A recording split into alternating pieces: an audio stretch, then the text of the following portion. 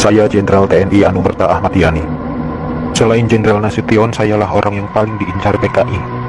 Karena saya tegas menolak dibentuknya Angkatan Kelima. Saat malam penculikan itu, saya dibangunkan oleh anak laki-laki saya dan memberitahu saya bahwa di luar rumah sudah ada banyak sekali tentara. Setelah saya bertemu dengan mereka, saya diminta untuk menghadap ke istana. Dan ketika saya berbalik badan untuk mengganti pakaian, alamak, mereka langsung menembaki tubuh saya dari arah belakang. Biarlah saya berkorban untuk negara ini, sekarang giliran kalian.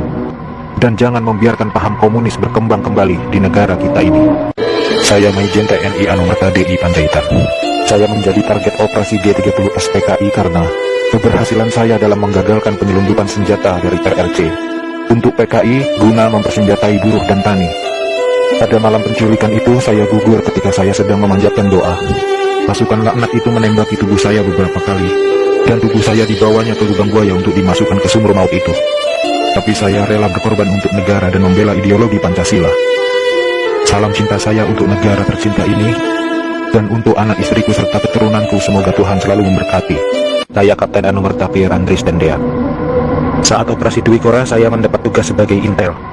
Setelah operasi itu selesai, saya dipanggil untuk bertugas sebagai ajudan Jenderal Nasution.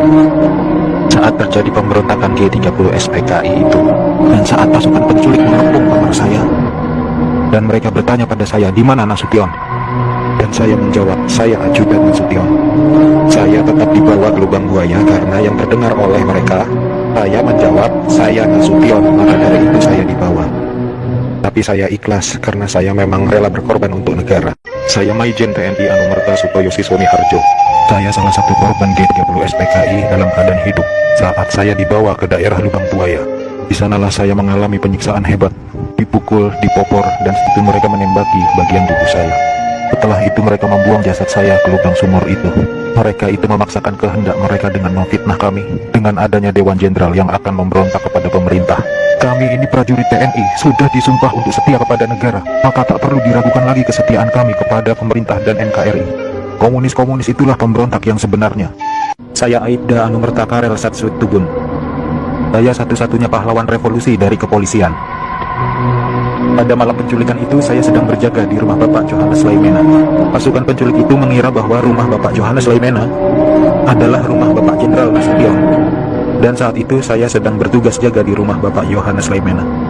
Dengan brutalnya para pasukan itu langsung merangsek masuk ke rumah Bapak Johannes. Saya yang mendengar keributan itu segera mengambil senjata saya, dan pasukan penculik itu tanpa ampun langsung menembaki tubuh saya. Harapan saya agar generasi penerus bangsa tetap memegang teguh ideologi Pancasila demi NKRI.